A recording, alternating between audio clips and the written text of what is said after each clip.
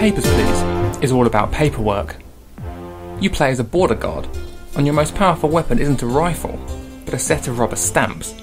You barely get to shoot anyone. Your job is to control immigration into the fictional Soviet-like nation of Arstotzka, processing as many immigrants as possible every day from a never-ending queue. From your booth you'll see bribery, contraband, espionage and heartbreak. From your booth, you'll see the most effective dystopia ever created in a video game.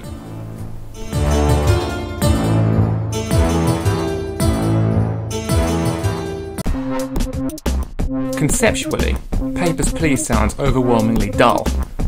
A woman walks into your booth and hands over her documentation. You check every piece of paper for the correct dates, height, weight, picture, passport number, fingerprints and stamps. Then you let her into the country or turn her away. Next! So why is this mundane activity so utterly compelling? It's because every single applicant is a building block in this terrifying dystopia. Through their complaints and pleas, and even their silences, a vivid picture of the struggles of day-to-day life is painted.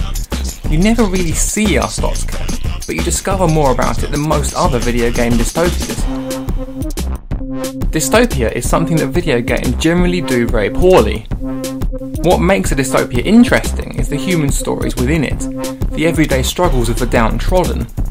Games struggle with this, as it doesn't exactly make for thrilling gameplay, so instead they turn their dystopias into colourful backdrops for violence and mayhem. Fallout's post-apocalyptic wastelands are really just playgrounds of destruction. Town hubs and side missions hint at human stories, but you're always cast in the role of outsider who can flaunt the rules. You're free to rescue or destroy these people. You're never made powerless and enslaved by the same rules. Remember Me's Neo Paris is striking, but it's really just a series of arenas for kicking robots in the face. Bioshock Infinite, for all its imagination and detail, offers no real glimpse of common lives in Colombia. Its dystopian setting is a stepping stone to a grander sci-fi plot.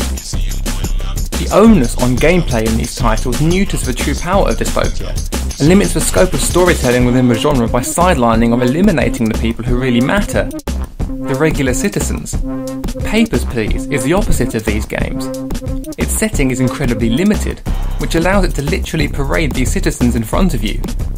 World building is achieved incredibly simply.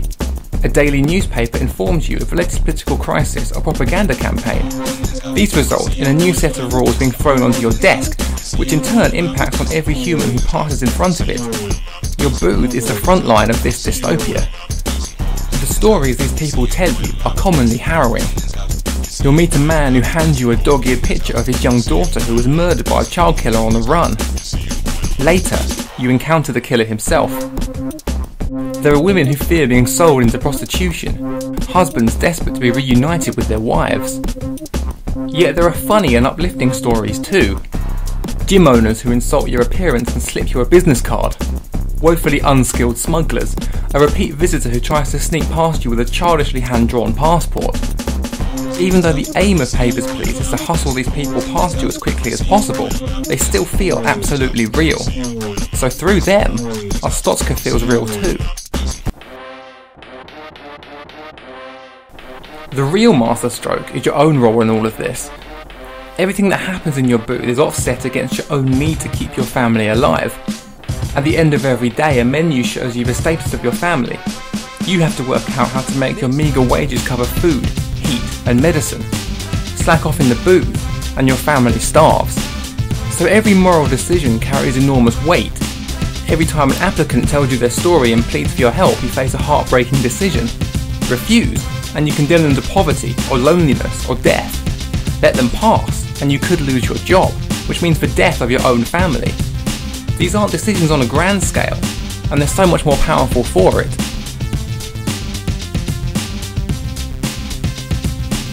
Let's make an all too brief comparison to The Last of Us, another dystopian game released this year that's been praised for its humanity. Warning, spoilers ahead. Its central relationship is undoubtedly groundbreaking in numerous ways, particularly for a AAA game. But the game is still a story told on a grand scale, your objective being to slaughter people on your way to saving the world. In Papers, Please, your only goal is to save your own little part of it. There is a hint at a grander plot in Papers, Please. Terrorists frequently attack your checkpoint, a result of wider unrest. Spies slip you coded messages and ask you to aid them in infiltrating the country. You even get to shoot a few people. But as the days wear on, you begin to realise that these aspects of the game only serve to delude you as to your own power. If you keep helping the spies, it becomes clear that their plot is futile. One way or another you are exposed and sentenced to execution. They might even betray you. At all times you are powerless to challenge Arstotzka's regime.